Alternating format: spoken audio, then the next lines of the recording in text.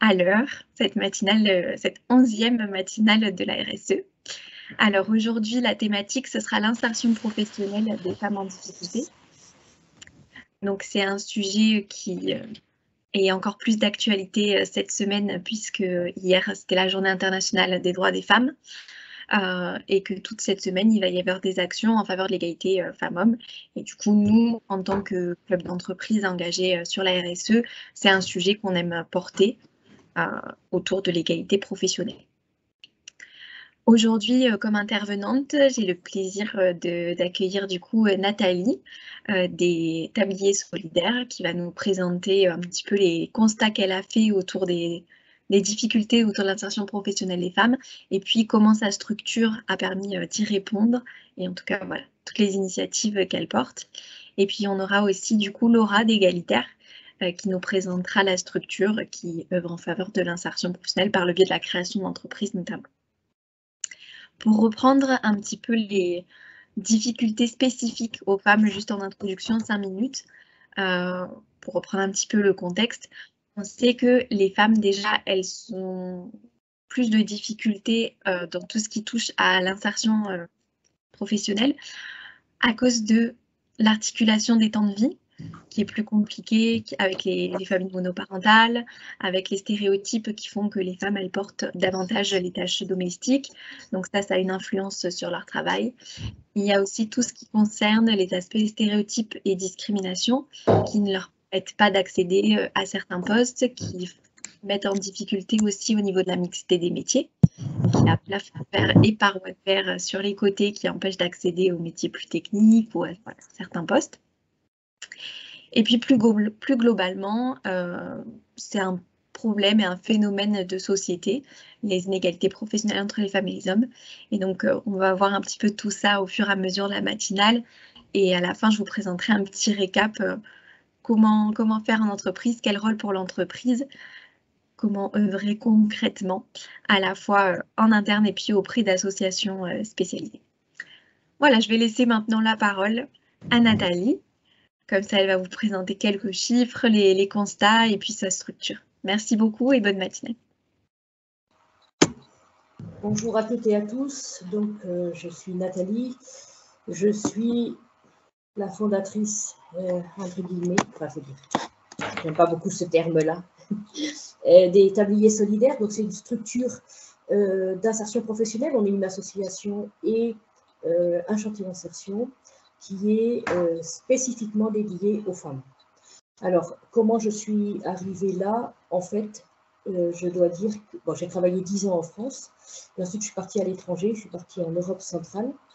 Et en Europe centrale, en fait, j'ai découvert une chose qui était nouvelle pour moi et que j'ai beaucoup aimé. J'ai travaillé sur un projet d'autonomisation des femmes par les métiers de l'hôtellerie-restauration. Alors, donc j'avais travaillé les 10 ans précédentes aussi dans ce domaine-là. Et du coup, le constat, qu'est-ce que c'était? Bon, j'étais en Roumanie. Le constat, c'est que en Roumanie, il y a encore une très grande pauvreté. Un salaire moyen à Bucarest, donc la capitale, c'est 400 € par mois. Et parallèlement à cela, les loyers, donc c'est payé, 400 €, c'est l'équivalent en euros, mais c'est 1600 RON. Et, mais les loyers, par exemple, sont à payer en euros, ce qui fait une différence évidemment très importante. Et parallèlement à ça, il y a un problème d'éducation, dans le sens où les enfants, par exemple, ne vont à l'école que par demi-journée parce qu'il manque des écoles et il manque des professeurs. Et donc, les enfants traînent en permanence dans les rues par demi-journée. Donc, bon. Et donc, le constat là-bas, ça a été de se dire il faut permettre à des femmes de pouvoir rester chez elles tout en travaillant et en apportant un complément de salaire pour pouvoir mieux vivre. Et donc, bon, la Roumanie, c'est l'Europe, hein, c'est pas encore Schengen, mais c'est l'Europe. Il y a donc une législation qui se met en place, mais malgré tout, il est encore possible que des femmes, enfin, des hommes, travaillent à la maison, cuisinent à la maison et ensuite se mettre sur un coin de trottoir pour vendre. Ça, c'est encore faisable à Bucarest. Donc voilà, l'idée c'était de former en fait des femmes pour qu'elles puissent justement donc avoir ce complément de salaire de manière autonome, hein, individuelle. Et ensuite, le but c'était aussi de former surtout des femmes pour les métiers de l'hôtellerie qui sont très dévalorisés en Roumanie, alors que c'est un métier qui est tout à fait noble et qui est très important pour le développement économique du pays. Bon, j'ai travaillé comme ça pendant 5 ans, enfin 3 ans sur ce projet-là. Ensuite, je suis passée 5 ans, je suis revenue un peu plus vers l'ouest, en Autriche, dans une structure où j'ai été formatrice donc, pour des jeunes qui faisaient une formation professionnelle, hein, un apprentissage dans les métiers de l'hôtellerie. Quand je suis rentrée en 2018 en France, j'ai décidé de changer complètement de paradigme et donc j'ai refait une formation de comptabilité, j'ai travaillé 1 an et puis après j'ai perdu mon travail à cause du Covid et voilà. Et un jour dans mon bilan de compétences, j'avais dit à la personne qui m'accompagnait, mais moi de toute façon, mon rêve ce serait de faire quelque chose pour les femmes. Mais bon, c'était tout. C'était irréalisable pour moi, c'était un rêve, un doux rêve impossible, donc bon. Et puis, donc quand j'ai perdu mon travail, la dame avec qui je faisais mon bilan de compétences m'a dit, mais est-ce que du coup, ce n'est pas le moment pour vous de lancer quelque chose, ce fameux rêve que vous aviez. C'est comme ça, en fait, que, effectivement, je me suis attelée à la question. Alors, je suis contente de voir Laura, que moi, je ne connais pas, mais c'est Égalitaire hein, qui m'a accompagnée sur toute la première phase hein, de lancement, de préparation du projet. Je leur dois une fière chandelle parce que j'ai beaucoup d'emprise d'elles. J'ai aussi eu cette chance de voir autour de moi d'autres femmes qui se lançaient dans l'entrepreneuriat. Voilà. Alors, qu'est-ce qui a fait au fond qu'effectivement j'ai donné naissance, entre guillemets, enfin j'ai lancé les ateliers solidaires, c'est certains constats qui sont, entre guillemets, hein, quasiment dignes hein, des pays beaucoup plus pauvres que les nôtres, hein, à savoir que alors 22% des femmes sont économiquement pauvres contre 9% des hommes. Et donc, enfin voilà, hein, il y a vraiment une nécessité pour les femmes de travailler pour qu'elles puissent ensuite relever le niveau économique. Ensuite, bon, du point de vue professionnel, hein, il y a que la maternité, hein, donc ça c'est un document qui est de la DARES qui a été publié en 2018 qui dit que la maternité est un facteur important de réduction de l'activité des femmes. Le taux d'activité des femmes diminue avec le nombre d'enfants à charge du ménage. De 88% lorsqu'il n'y a aucun enfant, il passe à 85% avec un enfant et 64% avec 3 enfants. Et donc, alors que pour un homme, au contraire, hein, la paternité eh bien, est un facteur, en fait, on pourrait dire de stabilité, ou en tout cas un marqueur assez important pour un employeur de se dire, bon, c'est une personne stable, fiable, sans doute, parce qu'il y a des enfants. Et ensuite, évidemment, le constat aussi hein, que les femmes occupent des postes moins qualifiés que les hommes, hein, et que les femmes qui sont les métiers qui sont à dominance féminine sont moins rémunérés que ceux qui sont à dominance féminine. Voilà, donc ça c'est, j'allais dire, les premiers éléments hein, qui m'ont poussé à ça. Et face à ça, du coup, au tablier solidaire, qu'est-ce qu'on fait? C'est qu'on propose à des femmes, donc éloignées de l'emploi, d'abord un contrat de travail, bon, comme tous les contrats qui sont en insertion, ce sont des contrats à temps partiel, hein, donc c'est 26 heures par semaine, et chez nous, ça peut être un peu plus, voilà. Et en fait, on leur propose, pour commencer, un horaire de travail qui rend compatible le fait d'être mère et de travailler, en particulier mère pour des enfants petits. Donc, nos horaires de travail sont de 9h15 à 4h15, avec à midi un déjeuner pris en commun, et ensuite une pause de 20 minutes dans laquelle chaque salarié peut vaquer à ses occupations, régler des problèmes, passer des coups de fil, prendre des nouvelles des enfants ou des conjoints malades, enfin voilà. Et ensuite, on a, donc si vous faites le calcul sur 4 jours, hein, lundi, mardi, jeudi, vendredi, parce qu'évidemment, on fait aussi en sorte hein, que le mercredi soit libre pour que celles qui ont des enfants puissent être à la maison pour les enfants. Alors, ça, c'est la première année. Les années prochaines, on pense qu'on travaillera sur les 5 jours, mais les personnes qui le souhaiteront, parce qu'elles ont des enfants, être à la maison le mercredi, eh bien, on leur facilitera cette possibilité-là. Et donc, ensuite, on travaille effectivement, en général, pas le mercredi, mais un mercredi sur 3, il y a ce qu'on a appelé hein, les mercredis du savoir, qui sont un temps de formation qui n'a rien à voir avec la cuisine, mais qui sont une manière de répondre à un besoin, voilà, qui soit, alors par exemple, notre première session, bon, nous on a commencé au mois de décembre, hein, donc on est encore des petits bébés, hein, on met en place les choses petit à petit, hein. Donc au début, c'était trop compliqué de tout organiser à la fois, donc on a commencé vraiment les mercredis du savoir, on les a commencés au début du mois de février. Donc la première session, par exemple, c'était hommes et femmes et l'égalité. Et donc on a parlé hein, voilà, de savoir qu'est-ce que c'est qu'un homme, enfin, qu'est-ce que c'est qu'un homme et une femme, la différence, la complémentarité, l'égalité surtout, hein, voilà, pour essayer d'apporter des réponses, en tout cas, qui permettent, alors, par un autre biais, on a signé la fameuse charte de la laïcité, et en fait, ces mercredis du savoir, ils ont aussi hein, pour but, en fait, de transmettre les valeurs de la République, et en fait, qui sont des valeurs enfin, humaines, dans le sens où évidemment, avec une culture qui est la nôtre, on le comprend parfaitement, mais avec une culture qui est un petit peu différente d'autres pays, eh bien, ce n'est pas toujours si simple que ça. Et la semaine prochaine, on a un autre mercredi du savoir qui traitera du respect et de la liberté de conscience. Et en même temps, et parallèlement, bon, il n'y a pas que ces sujets-là hein, qui sont traités, il y a aussi tous les sujets, par exemple, qui ont trait au droit du travail. Ce sera notre deuxième partie du mercredi prochain, du mercredi du savoir, dans le sens où on a des personnes qui... alors actuellement, nous avons 4 dames hein, en insertion.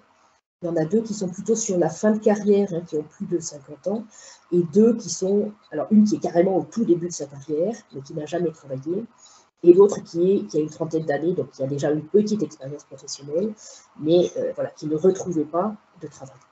Donc, parmi les personnes que nous avons des personnes qui ont travaillé en permanence, enfin toute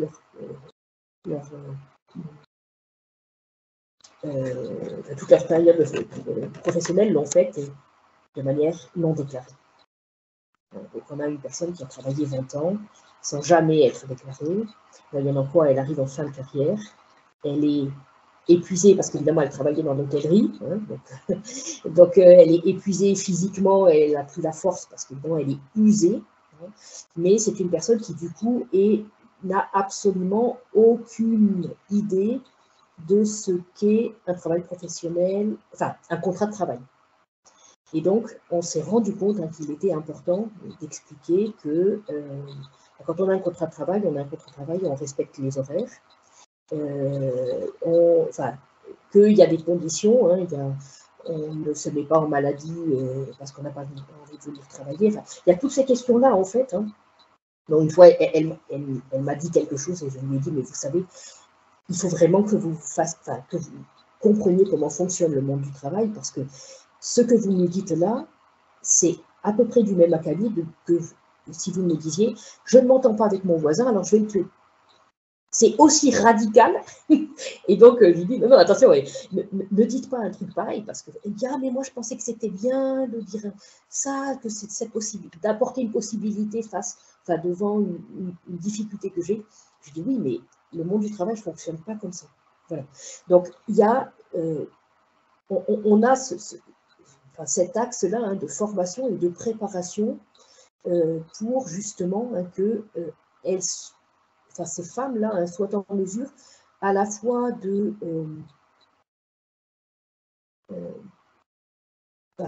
voilà, en tout cas qu'elles connaissent bien ce que c'est un contrat de travail, qu'en fonction de leur contrat de travail, elles soient en mesure de se défendre et de dire, bah, écoutez, voilà, moi, ça, c'est pas compris dans mon contrat de travail, ou en tout cas leur donner aussi des armes pour se dire, en fait, j'ai aucun intérêt à accepter un travail non déclaré. Parce que, ben voilà, hein.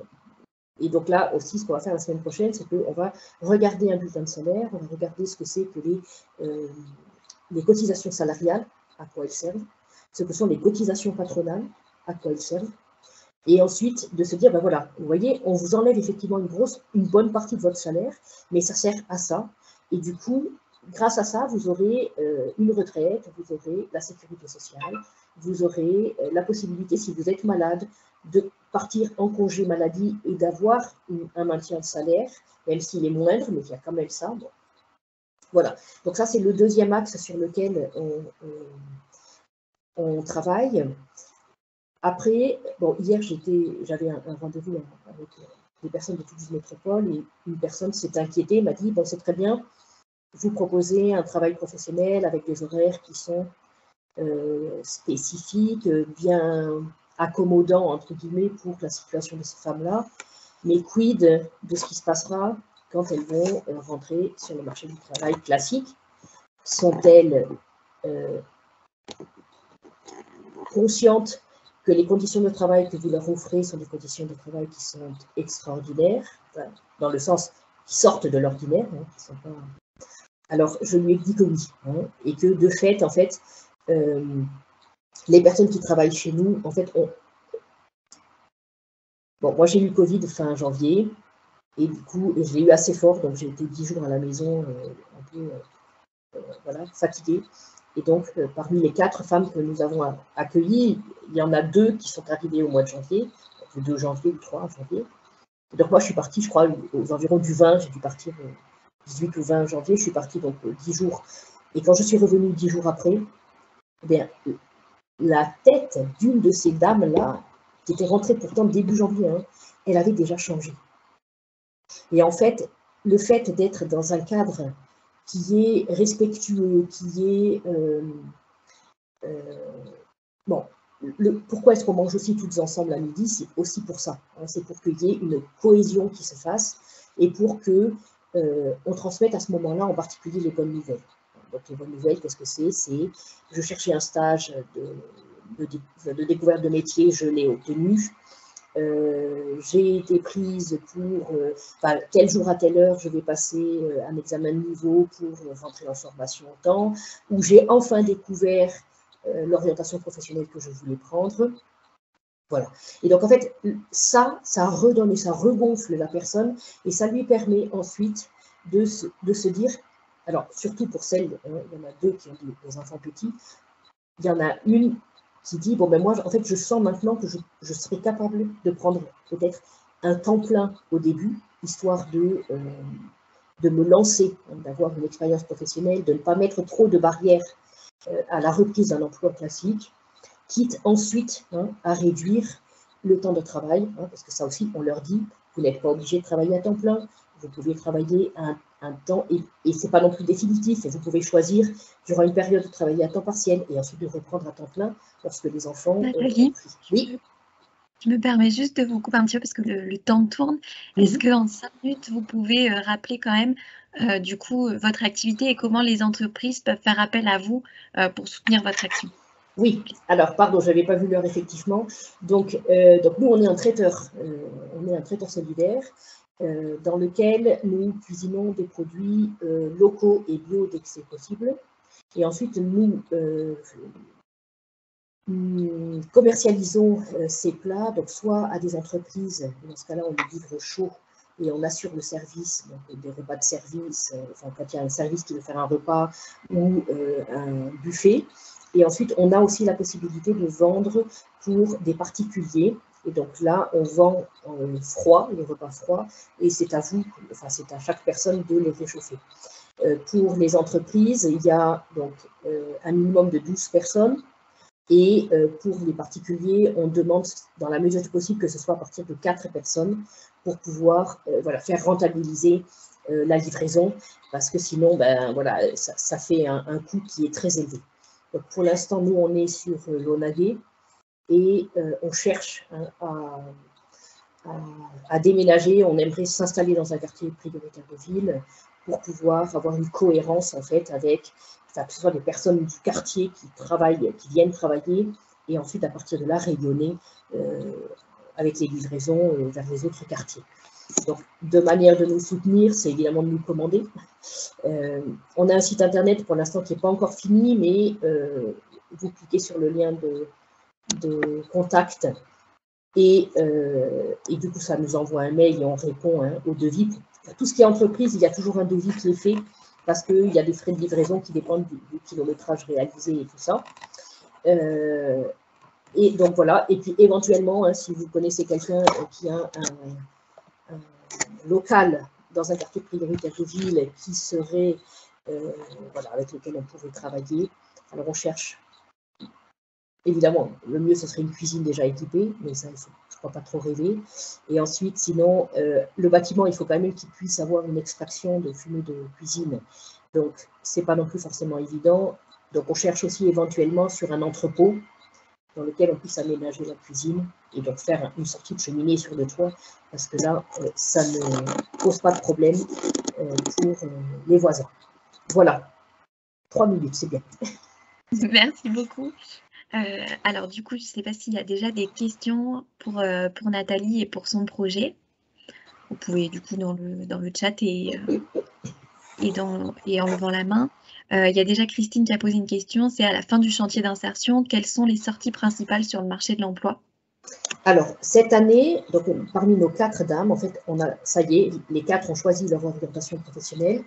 Donc, on en a une qui souhaite faire un CAP. Alors, ça va plus. Enfin, nous, au Tablier Solidaire, on ne désire pas que les personnes restent dans l'hôtellerie parce qu'il y a encore trop peu de l'hôtellerie-restauration, il y a trop peu de contrats de travail qui sont proposés à temps partiel. Ou en tout cas, respectant le fait que le soir, il n'y a pas de travail ou le week-end. Donc, on a une qui veut faire un CAP d'esthétique. Donc là, elle se prépare pour ça et en principe, elle commencera en septembre. Nous en avons 2. Alors, les 2 sont d'origine étrangère, sont arrivées en France assez tard. Enfin, elles n'ont pas été petites ici en France. Donc, il y a quelques difficultés encore de français. Elles parlent parfaitement, mais elles font quand même encore pas mal de fautes. Du coup, elles commenceront d'ici peu un cours de français intensif en niveau B2 dans le but de faire une formation de secrétariat comptable. Et la troisième, donc qui a travaillé 30 ans dans le domaine plutôt de l'architecture, elle se reconvertirait en fait en fleuriste. Donc, et pareil, donc les 4 en fait auraient une formation, enfin, en principe, au mois de septembre. Donc nous, on va les accompagner jusqu'au mois de septembre, et au mois de septembre, quand commence leur formation, on leur dit, ça y est, on vous lâche. On est toujours là au cas où, mais on vous lâche. Et voilà.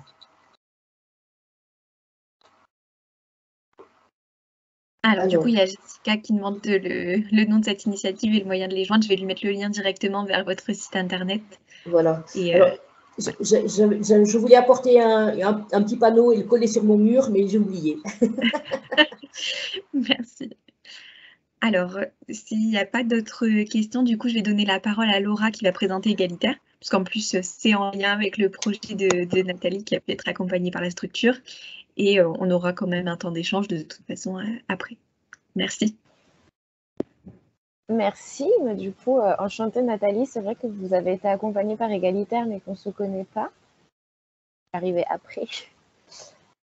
Donc, Égalitaire, on est une coopérative, on est une SCOP, une structure d'accompagnement. Donc, en fait, on est un organisme de formation et on va proposer différentes formations selon l'état d'avancement aux femmes et uniquement aux femmes qui sont porteuses de projets.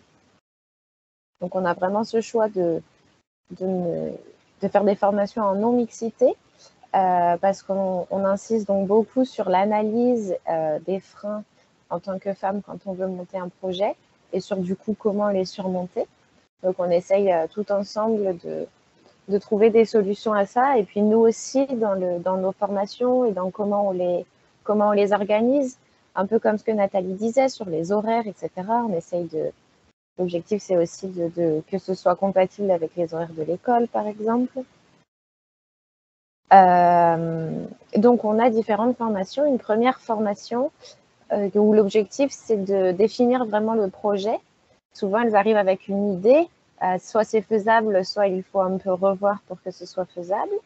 Donc, on fait ça pendant cette première formation qui dure à peu près 3 semaines. On commence à aller voir le terrain, à aller interviewer d'autres personnes qui ont monté des projets. Et ensuite, on peut passer à la deuxième formation qui dure 6 à 8 semaines, où là, l'objectif, ça va être de leur donner tous les outils pour pouvoir aller chercher des financements et monter leur projet. Donc, on va aborder voilà, toutes les questions de statut juridique, d'études de marché, de budget, toutes les questions nécessaires en fait pour faire un business plan. L'objectif, c'est pas de le faire à leur place, mais c'est vraiment de leur donner tous les outils pour qu'elles puissent le faire. Ces formations, elles sont collectives. On a aussi vraiment cette visée-là de lutter contre la solitude quand on monte un projet et aussi, de manière générale, la solitude auxquelles font face les femmes, notamment précaires, les femmes éloignées de l'emploi. On essaye d'aller vers les femmes qui sont éloignées de l'emploi. On est implanté dans le quartier du Grand Mirail, donc un quartier QPV. On travaille beaucoup avec d'autres partenaires associatifs sur le quartier pour vraiment aller chercher voilà, les femmes qui sont dans la précarité, les femmes qui sont seules. Donc, les formations sont collectives avec aussi en parallèle des accompagnements individuels pour pouvoir aussi vraiment parler du projet précisément, de choses aussi parfois plus personnelles. Et pour insister un peu sur cette notion de collectif qui est très importante, on a aussi un réseau, comme toutes les créatrices qui sont passées par Égalitaire et qui souhaitent continuer de s'investir ou qui sont en train d'être formées, voilà, peuvent également participer au réseau et c'est-à-dire voilà, animer des temps de formation, des partages d'expériences par exemple, dans le cadre de ce qu'on appelle les paroles de chef. On a par exemple la dernière fois une jeune créatrice qui est photographe et du coup qui est venue animer un atelier sur comment prendre une photo pour ce qui sert pour la com de toutes les créatrices finalement. Donc l'objectif c'est vraiment de créer du lien entre elles aussi, de la solidarité, du partage d'expériences, de compétences. Ça peut aussi être des choses négatives. Au contraire, c'est bienvenu pour voir ensemble comment y surmonter.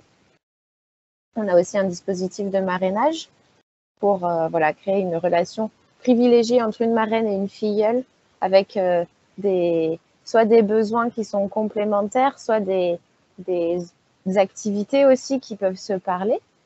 Ça permet voilà, que la marraine vienne soutenir la filleule et ça permet aussi à la marraine d'avoir un nouveau regard sur son activité avec sa filleule. Donc ça aussi, c'est un dispositif qui est assez chouette. Et après, également, on a des formations donc post-création pendant 3 ans après la création pour s'assurer de la pérennité du projet, en sachant que 3 ans, c'est à peu près le temps qu'il faut pour pouvoir dégager un salaire quand on crée son activité. Donc, l'objectif étant aussi de sortir les femmes de la précarité, il ne faut pas les abandonner dès que le projet est créé. On participe au dispositif Adresse pour les projets qui relèvent de l'économie sociale et solidaire, donc avec d'autres partenaires, et aussi au DLA pour accompagner voilà, des développements d'emplois ou des projets pour des structures d'utilité sociale aussi. Donc, on a vraiment aussi cette conviction de l'économie sociale et solidaire et on essaye aussi d'y sensibiliser les créatrices. Et aussi, ça résonne un peu donc, avec le projet de Nathalie. Égalitaire est sur le projet en partenariat avec l'association Belle Gamelle des étoiles et des femmes, où l'objectif, c'est de proposer une formation en CAP à des femmes auprès de grands chefs étoilés. On sait que voilà, les femmes sont souvent à la cuisine à la maison, mais par contre, dans les cuisines des grands restaurants, c'est souvent les hommes. Donc, c'est aussi face à ce constat que ce projet n'est pas né à Toulouse, hein, il est dans d'autres, un peu toute la France. Il est né à Marseille et là, il se développe à Toulouse cette année. Donc ça, c'est quelque chose de chouette. Donc voilà, Égalitaire vient vraiment essayer, l'objectif premier d'Égalitaire, c'est de lutter contre l'inégalité entre les femmes et les hommes. C'est aussi de réinsérer socialement les femmes qui sont seules. Donc même si l'activité n'est pas créée, il y a tout un réseau, donc comme je disais, une solidarité entre les femmes qui font les formations. Et c'est aussi très important, ça permet voilà, de relancer des dynamiques aussi pour chercher un emploi si ce n'est pas l'activité qu'on crée. Voilà, je pense que j'ai à peu près fait le tour des activités d'Égalitaire. Je ne sais pas si vous avez des questions. Merci Laura. Alors pour les questions, c'est pareil, via le chat ou en levant la main ou en ouvrant le micro, puisqu'on n'est pas 100 personnes ce matin, donc vous pouvez directement ouvrir votre micro et poser votre question.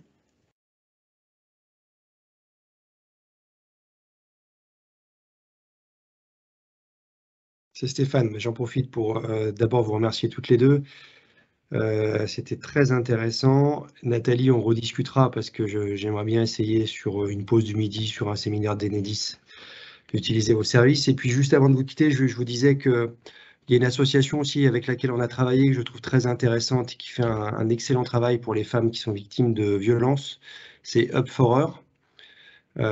Et je vous invite à découvrir leur site et ce qu'elles font, parce que c'est aussi très intéressant, très original, puisque ces femmes qui, en général, ont vécu des violences conjugales ou autres, et qui sont éloignées de l'emploi, souvent ces moments de vie un peu douloureux font que derrière, il y a de grandes difficultés financières et puis liées à l'emploi.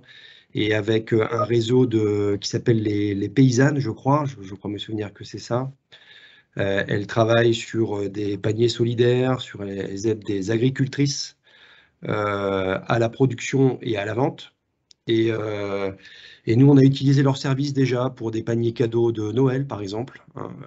Et on va l'utiliser à nouveau sur un grand séminaire qu'on a le 31 mars, qui sera à Village Baïséa, où on invite les élus et les services de la métropole. Il y aura pas mal de monde et c'est elle qui s'occupe du petit cadeau final, où il y aura un pot de miel, etc. Et je trouve que c'est bien que les grandes entreprises fassent travailler comme ça des structures comme celle-ci, parce qu'en même temps d'avoir on va dire des buffets ou des collations, des cadeaux un peu originaux, on fait parler ces structures à chaque fois pour que ce soit pas juste un truc comme ça qui passe un peu inaperçu, mais qu'en même temps on fasse de la sensibilisation. Donc, je pense qu'on a tous un rôle à jouer sur ce sujet. En tout cas, merci beaucoup. Je suis obligé de vous laisser. Et puis, je vous dis à bientôt. Bravo Magali pour ces matinales qui sont à chaque fois passionnantes, et je vois avec beaucoup de monde. Donc, il manquait un peu d'hommes ce matin sur ce sujet, mais on est quand même 3-4. À très bientôt. Au revoir. Merci beaucoup. Bonne journée. Bonne journée. Oui, effectivement, Up for Her qui réalise des paniers gourmands à destination notamment des entreprises et qui s'appuie sur le travail d'artisanes locales pour créer ces paniers gourmands. Et donc, sur la livraison, la conception, etc., ce sont des femmes qui ont connu des situations de violence qui s'occupent de tout ça. Et pour compléter ce que disait Stéphane, en fait, c'est intéressant aussi comme concept parce que c'est des femmes qui aident d'autres femmes. Ces paysannes, en fait, ça leur permet de mettre en valeur leurs produits, de faire connaître, et en contrepartie, elles accueillent ces femmes et elles leur donnent envie à nouveau de faire quelque chose, voilà, de se réinsérer. Donc c'est vrai aussi, cette façon de faire est intéressante aussi. Alors, nous, on est spécialement intéressés parce qu'en fait, on a un volet que je n'ai pas évoqué aujourd'hui parce que ce n'était pas le thème, mais on a le désir, en fait, de travailler donc, avec des producteurs locaux et de leur acheter au prix normal les produits qui sont déclassés, entre guillemets, parce qu'ils sont trop gros, parce qu'ils ne sont pas beaux, parce que nous, du moment que la fraîcheur nous est assurée, et donc c'est très intéressant, je vais aller voir, parce que ça peut être un des axes d'achat. N'hésitez pas à contacter Katia, en fait, qui a cette association, parce que effectivement, bien évidemment, on n'en a pas parlé, mais Katia achète au prix coûtant, en fait, ne fait quasiment pas de marge à auprès de ces agricultrices aussi pour qu'elles puissent vendre leurs produits décemment. Et j'expliquais, c'est vraiment un échange de procédés. Donc, ça fait aussi connaître des produits locaux, des femmes dites paysannes, mais c'est surtout des femmes qui produisent localement et qui ont aussi besoin d'avoir un petit coup de pouce. Donc, voilà, c'est aussi intéressant pour ça. N'hésitez pas à la contacter, à Katia. Oui, je vous donnerai du coup ces coordonnées puisqu'on est en contact à face. Je vous mettrai en relation. Voilà, avec plaisir. Alors, pour finir un petit peu la partie présentation, je voulais vous partager un petit récap de ce que les entreprises peuvent faire pour favoriser l'insertion professionnelle. Donc, je vais vous partager mon écran rapidement. Voilà, comme ça vous voyez un petit peu quel rôle peut avoir l'entreprise dans l'insertion professionnelle des femmes. C'est vraiment très basique, mais ça vous permet aussi d'élargir un petit peu votre vision par rapport aux interventions de ce matin. Le rôle pour l'entreprise, il peut être double. Il peut être en interne et puis auprès de structures spécialisées dans l'insertion. Les structures spécialisées, donc comme on l'a vu, ça peut être des entreprises comme des associations, ça peut être des structures d'accompagnement, des chantiers d'insertion. Voilà. Il y a beaucoup de structures qui œuvrent pour l'insertion professionnelle des femmes. Et pour les soutenir, il y a les achats, comme lorsqu'on fait appel à Nathalie pour le repas. Il y a aussi tout ce qui est mécénat, matériel de compétences et financier. Donc avec des dons, avec des prêts de matériel, de locaux peut-être, de compétences lorsqu'on fait des interventions. Et par le mentorat coaching, donc ça c'est une action qu'on mène à face, où on accompagne des personnes qui sont éloignées de l'emploi dans leur chemin vers l'insertion professionnelle, y compris des femmes qui sont particulièrement éloignées dans l'emploi, qui sont résidentes de quartiers prioritaires. Et donc vous pouvez tout à fait parrainer, marrainer ces personnes-là et participer à leur insertion professionnelle. En interne, mettre en place une politique d'égalité professionnelle forte, ça permet aussi de créer un environnement, une qualité de vie au travail qui est intéressante pour les femmes, qui participe à l'insertion professionnelle de certaines, puisque tout ce qui est marque employeur, etc., ça va permettre aux femmes d'intégrer une équipe, une entreprise, et puis ça va contribuer aussi au maintien dans l'emploi, à la qualité de vie au travail. Voilà, il y a beaucoup de sujets qui peuvent favoriser l'insertion et le bien-être professionnel des femmes. Donc je vous en ai mis quelques-uns qui sont importants. Le recrutement, puisqu'on parlait d'insertion notamment aujourd'hui. Donc c'est tout ce qui est aussi sensibilisation des chargés de recrutement à la non-discrimination. Parce qu'on sait qu'encore aujourd'hui, la question « est-ce que vous avez des enfants ?» elle est posée encore en entretien et elle est un frein à l'emploi pour les femmes. Donc on l'a vu avec les chiffres donnés par Nathalie sur l'impact de la maternité. Ça se passe dès le recrutement. Donc mettre en place une politique de sensibilisation et de vigilance sur ces thématiques, c'est important. On a aussi beaucoup parlé de l'articulation des temps de vie. Donc ça, c'est important d'avoir une politique d'articulation des temps de vie qui est bienveillante pour les femmes, mais aussi pour les hommes, pour pouvoir leur permettre de prendre leur part dans la vie domestique. Donc voilà, c'est important de créer des services de facilitation pour la vie de famille et pour les temps de vie aussi personnels, parce que voilà, il n'y a pas que la famille dans la vie des femmes, il y a aussi tout ce qui est autour de leur passion, autour de ce qu'elles ont envie de faire dans leur côté personnel. Il y a l'égalité salariale pour lutter contre la précarité, la pauvreté des ménages et des femmes en particulier, et des femmes qui sont familles monoparentales encore plus.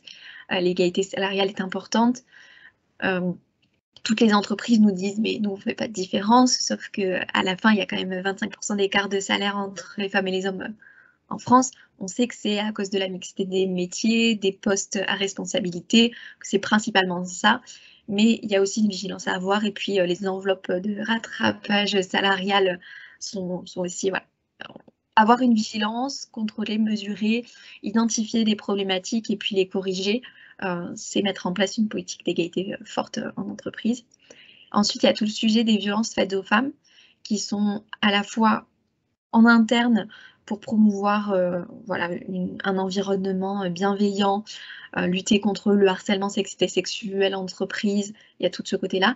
Et puis tout le côté aussi violences faites aux femmes dans la sphère privée, où l'entreprise peut avoir un rôle. Donc, à FAS, on propose aussi ce type d'accompagnement.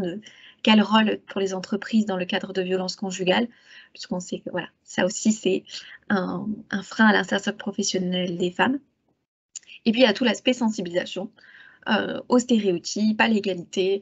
Voilà. Tout ça, ça participe à mettre en place une politique d'égalité en entreprise et ça participe, dans un second temps, à favoriser l'insertion professionnelle des femmes. Voilà pour un petit récap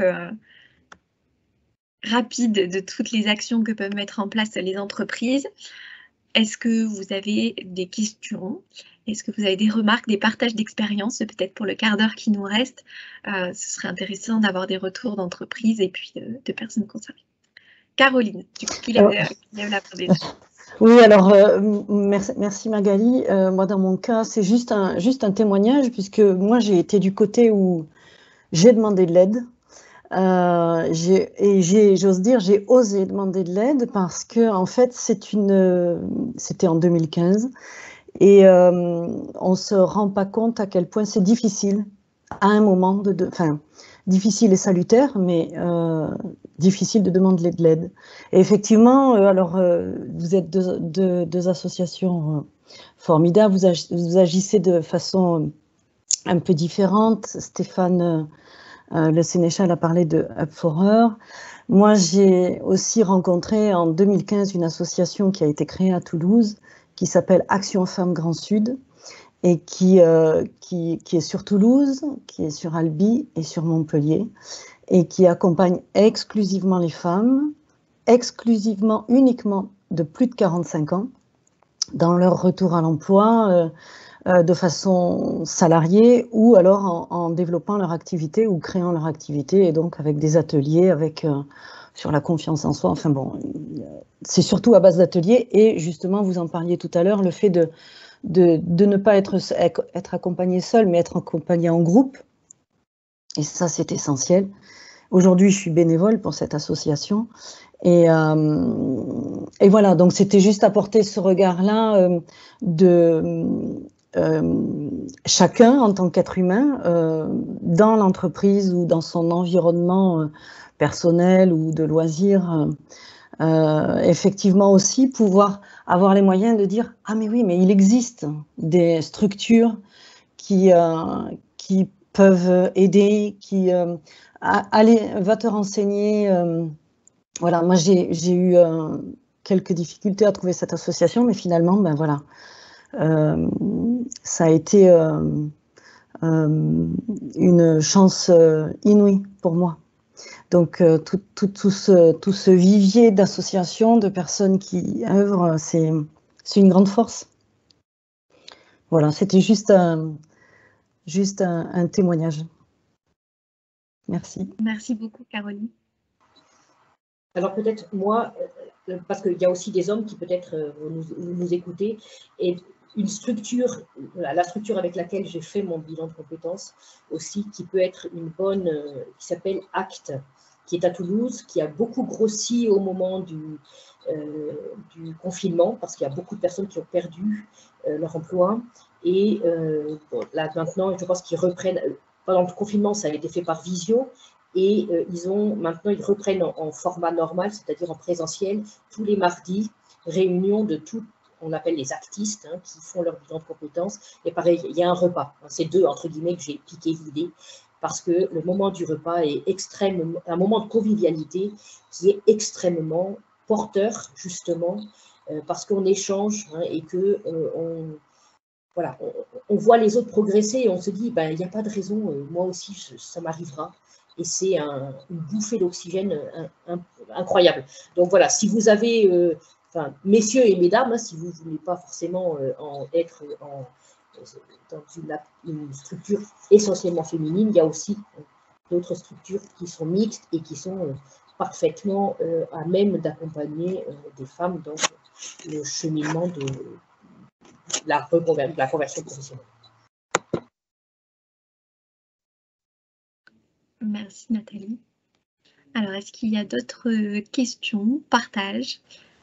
Je veux bien rebondir sur ce qu'a dit alors Caroline, il me semble.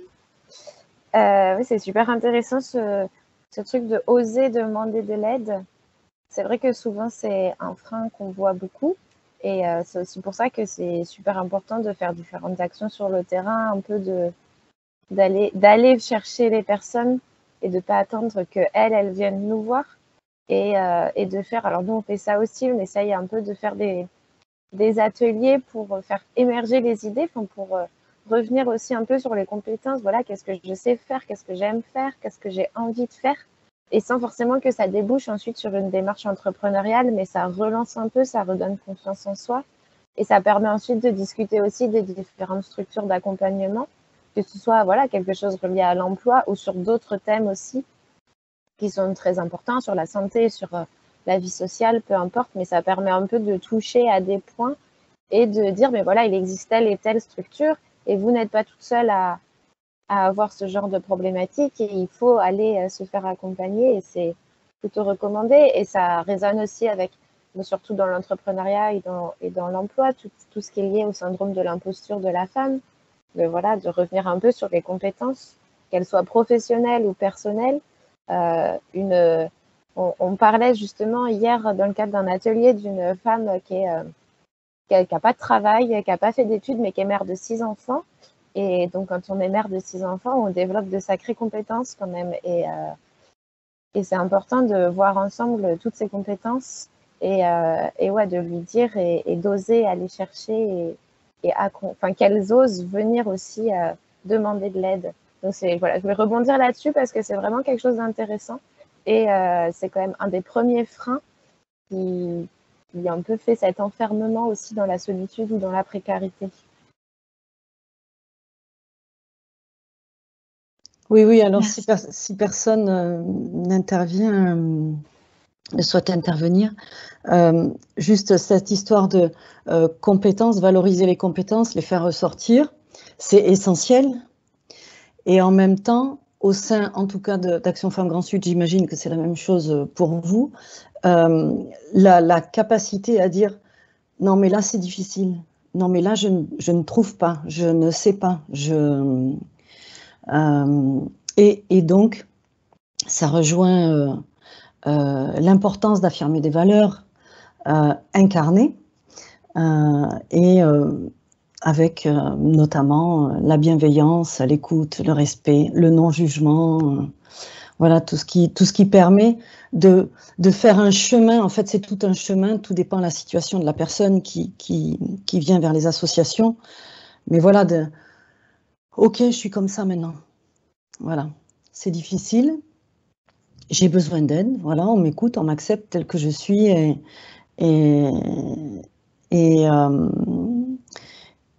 et en même temps, ben, je peux prendre le temps, j'ai le temps et l'espace pour me poser, ok, c'est bienveillant, et puis petit à petit, prendre le temps nécessaire pour avancer, Super, alors je vais devoir moi personnellement vous quitter, et donc... Oui, Caroline, il y a juste une petite question dans le chat pour les contacts alors, je vais mettre... voilà. Sud tout. Action Femmes Grand Sud, ouais, c'est ça. Alors, je vais le mettre tout de suite. Je vais rechercher. Merci. Et je mets le contact dans le chat et je vous quitte. Merci beaucoup. Bravo. Super, merci. Et alors, du coup, ça me fait rebondir. Hein. Une de nos salariées en insertion, quand elle est arrivée, donc elle est arrivée à 15 ans en France, elle a appris le français, elle a fait un CAP de couture, mais évidemment, elle ne savait pas très bien comment reprendre le chemin du travail normal. Enfin, et elle choisissait toujours un niveau, et je me disais, mais c'est dommage, cette fille-là, elle a un potentiel, elle est futée, je me dis, bon. Et donc, un jour, on a discuté un petit peu plus avec la CIP aussi, la conseillère en administration professionnelle, et elle m'a dit, en fait, mon mari va monter une entreprise de bâtiment, il voudrait que je sois un petit peu, je fasse le secrétariat. Je lui dis, non, moi, non, ça, c'est pas possible.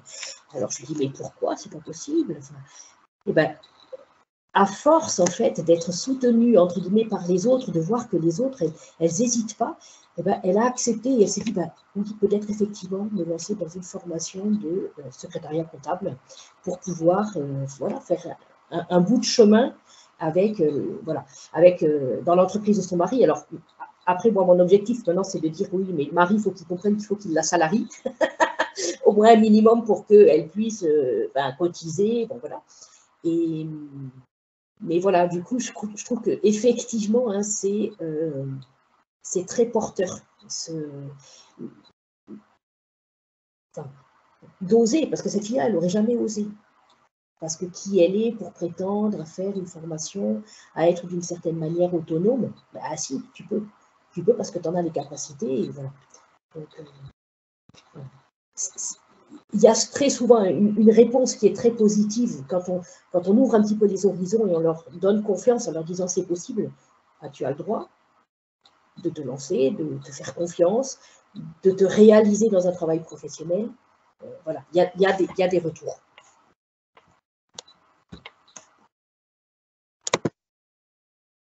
Merci beaucoup pour tous vos témoignages. Est-ce que d'autres personnes souhaitent intervenir? Si personne ne prend la parole, je viens rebondir là-dessus sur toujours cette question de la formation, etc. C'est aussi intéressant de se dire que, alors bon, on le sait, hein, mais les femmes font aussi statistiquement plus d'études, plus de longues études, et pourtant, statistiquement aussi, moins de métiers haut placés, en quelque sorte. Si on regarde, par exemple, les PDG des entreprises de CAC 40, on n'a que des hommes. Si on regarde la politique, etc., etc. Si on regarde l'enseignement universitaire. Donc, c'est aussi intéressant de comparer un peu, de voir ces deux biais-là. Et aussi de constater, voilà, ce besoin de formation tout le temps qu'on peut ressentir les femmes, plus que les hommes en tout cas. Bien sûr, c'est aussi des choses qui concernent les hommes, mais ce sentiment de jamais être assez prête, c'est aussi quelque chose où il faut voir à quel moment on se dit stop et ça y est, je me dis que maintenant je suis compétente et ce qui me manque, je l'apprendrai sur le terrain aussi. Et c'est quelque chose que les femmes ont plus tendance à avoir du mal à faire que les hommes, donc réussir un peu à trouver le juste milieu. Et aussi dans ce sens-là, c'est important d'être accompagné, de voir, voilà, ces compétences-là, il les manque et c'est bien de faire une formation. Et d'un autre côté, ces compétences-là, ok, on les a, on n'a pas besoin de faire une énième formation dessus pour ça. Ouais. Merci beaucoup, Laura, pour ce complément d'information. Alors, du coup, s'il n'y a plus de questions de partage, je vais vous remercier pour votre présence ce matin, pour cette matinale. Vous dire que du coup, je suis très ravie d'avoir pu partager vos expériences et vos actions en faveur de l'insertion professionnelle des femmes. Et puis, la prochaine matinale de la RSE, ce sera le 13 avril. Deuxième mercredi du mois, ce sera le 13 cette fois-ci. Donc, on pourra se rejoindre encore une fois pour discuter de ces sujets, pour pouvoir échanger autour de ces enjeux RSE en entreprise le 13 avril de 8h30 à 9h30. Voilà. Merci beaucoup. Excellente journée à tous et à toutes. Un plaisir ce matin. Merci. Merci, au revoir. Merci, au revoir. Merci beaucoup. Bonne journée, au revoir. Au revoir. Bonne journée.